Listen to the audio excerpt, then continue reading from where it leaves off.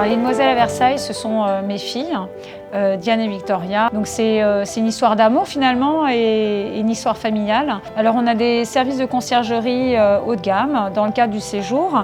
L'idée c'est de proposer des services d'exception aux clients, aux vacanciers ou à la clientèle de séminaire ou dans le cadre d'une production. Alors les partenaires, ça va être des marques qui vont être qui vont me toucher, qui vont avoir une dimension versaillaise, une identité versaillaise, mais aussi dans l'univers premium.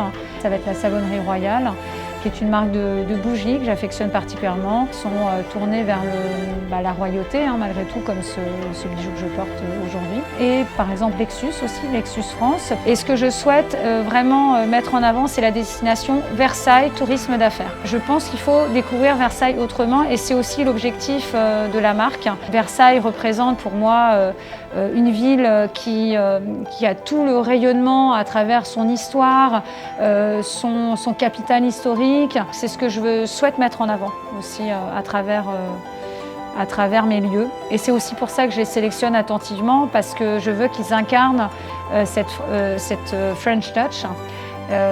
Parce que voilà, on a une identité tellement forte qu'il faut vraiment préserver ça et que ça se transmette de génération en génération. Alors mes filles, j'espère leur avoir transmis cette passion et cet idéal de vie et de continuité dans le temps. Carpe diem, vis au moment présent, fais en sorte de vraiment profiter de chaque instant, de chaque moment simple et de l'engouement dans ce que tu fais. Essaye d'innover chaque journée.